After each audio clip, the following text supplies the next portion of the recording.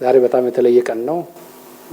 ሀገራችን የምትፈልጋቸው ያሏትን ትላልቅ ሀብቶች ለማልማት እንደ ትልቅ እርምጃ ወስዳለች። ኢትዮጵያ ለስትራቴጂክ የማዕድን ምርቶች ፍቃድ በሰጠችበት ወቅት የማዕድን ሚኒስትሩ ኢንጂነር ሀብታሙ ተገኘ ያነሱት ሀሳብ ነው።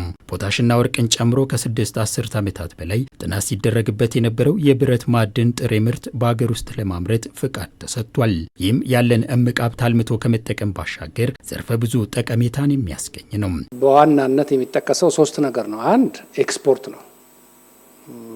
ሁለተኛ ዋና የኢትዮጵያ ስትራቴጂክ ግብዓቶችን በሀገር ማምረት ነው። ነዳጅ፣ ማዳበሪያ፣ ብረት፣ ሲሚንቶ፣ ድንጋይ ከሰል፣ ሴራሚክ፣ ማርብል ሶቨሪን የሆነ ሀገር ማለት ይሄ ነው። ምግብ በራሱ የቻለ ዋና ሀብቶች በሀገር ማምረት የሚችል ማለት ነው። ጉዞው ይሄ ነው። ምንም እንኳን እንደ ሀገር ጥሬ ግብዓቶችን ከባህር ማዶ በማስገባት መጠነኛ የብረት ምርት ቢመረትም ከወጪና ፍላጎት አንጻር ክፍተት እንደነበረበት ይነሳል።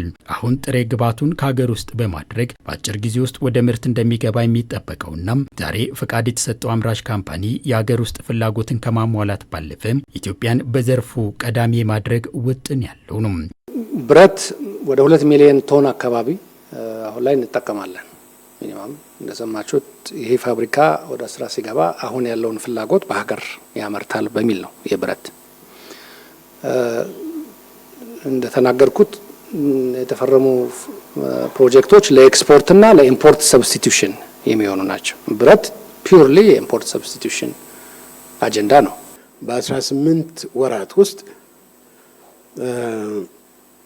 ወደ ሙሉ ፕሮዳክሽን በመግባት በ24ኛው ወር 2 ሚሊዮን ሜትሪክ ቶን ብረት ማምረት በሚቀጥለው 2 ዓመት እንደዚህ 2 እየጀመረ በ10ኛው ዓመት 10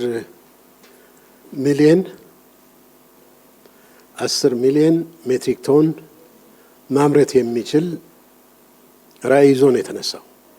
ይህም ኢትዮጵያን በአፍሪካ አንደኛ የብረት አምራች አገር ያደርጋታል። በማዕድኑ ዘርፍ የረዥም ጊዜ የምርት ታሪክ ያለው ፖታሽም በተለያዩ ምክንያቶች የምርት መቆራረጥ የሚገጥመው እንደነበር በተመላከተበት የማዕድን ሚኒስቴር መግለጫም ዘርፉን እንዲያለማው ለመንግስታዊ የኢንቨስትመንት ሆልዲንግ መሰጠቱም ሌሎች አምራቾችን ለመሳብ የሚደረገውን ጥረት ከማገዙም በተጨማሪ ያልተቆራረጠ ምርት እንዲኖር እድል የሚፈጥር መሆኑ ተመላክቷል። የወርቅ ምርቱም ቢሆን የውጭ ምንዛሬ ግኝትን በማሳደግ ጉልህ ሚና እንደሚወጣም በመጠቆም ለዚህ ነው መንግስት ኢንተርቪን ያደረገው ፖታሽ ላይ።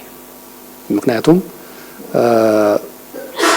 መንግስት ቢያንስ ሊሚትድ በሆነ አቅም እንኳን ውስን በሆነ አቅም እንኳን በዚህ በኢትዮጵያ ኢንቨስትመንት ሆልዲንግ በኩል ኢንተርቪን ማድረግ የሚመጡ የተለያዩ የግል ተቋማትም ካሉ ከነሱ ጋር ተባብሮ ለመስራት ነው ኢኒሺየቲቭን የወሰደው ማለት ነው። ፖታሽ ላይ በኢትዮጵያ ኢንቨስትመንት ሆልዲንግ በኩል ትልቁ ፎከሳችን የሚሆነው ይህንን የተሰጠንን ትልቅ ኃላፊነት ወደ መሬት አውርደን ይህንን የፖታሽ ሀብት ለሀገራችን ጥቅም ላይ የሚሆንበትን ስራ ነው የምንሰራው።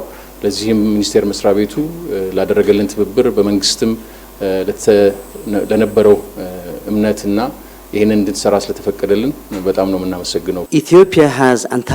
ኢትዮጵያ ያልተነካ የወርቅ ምርት አላት። ይህን ምርት በተገቢው መንገድ በማውጣት ለምጣኔ ሀብቱ ሚና እንዲኖረው የማድረግ ጊዜው አሁን ነው ብዬ አምናለሁ። መንግስትም ለዘርፉ ያስቀመጠውን የልማት ውጥን ከግብ ለማድረስም እንዲሁ እኛም የዚሁ አንድ አካል መሆናችን አስደስቶናል።